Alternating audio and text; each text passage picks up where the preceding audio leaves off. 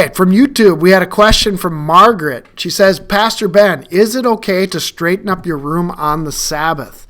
I have scattered around my lessons for catechism, which I teach from the Word and not the catechism, but need to be organized. May I do that as a relaxing activity on the Sabbath?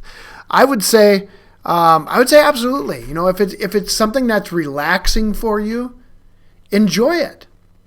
I on the Sabbath days, I take Sabbath on Mondays because Sunday is a heavy work day for me, teaching, delivering Bible studies, and so forth. But so when I take a Sabbath, I sleep in a little bit.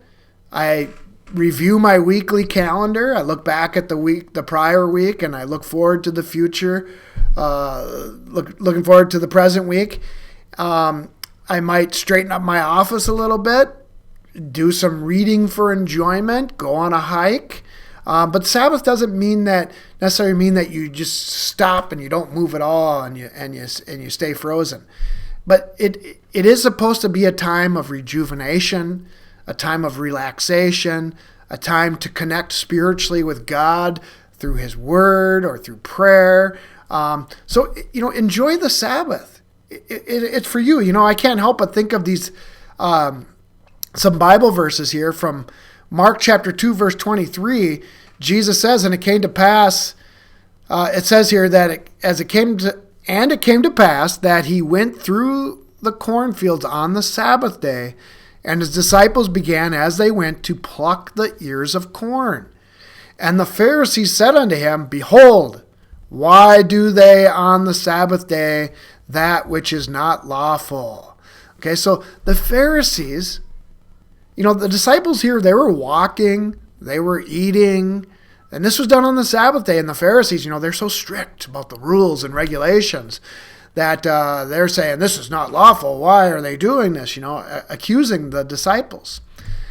And he said unto them, Jesus says unto them, have you never read what David did when he had need and was an hungered, he and they that were with him?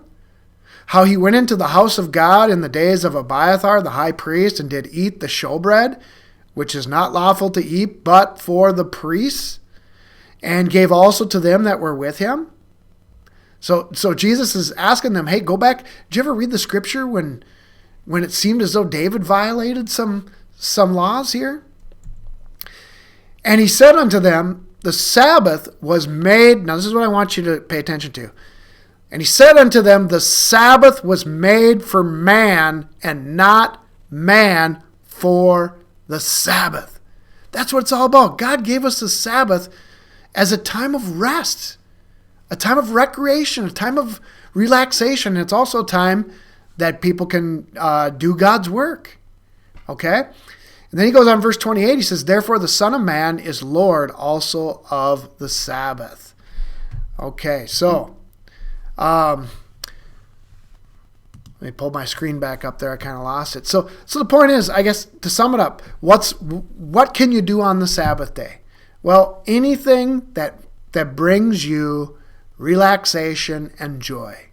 Now, if you work at a certain job, or let's say some kind of a home business, working in your business is not really a part of what's relaxing. It should be something different than your normal work routine. Okay, that's the purpose of the Sabbath. It's to break that routine, to have a cessation or a break from.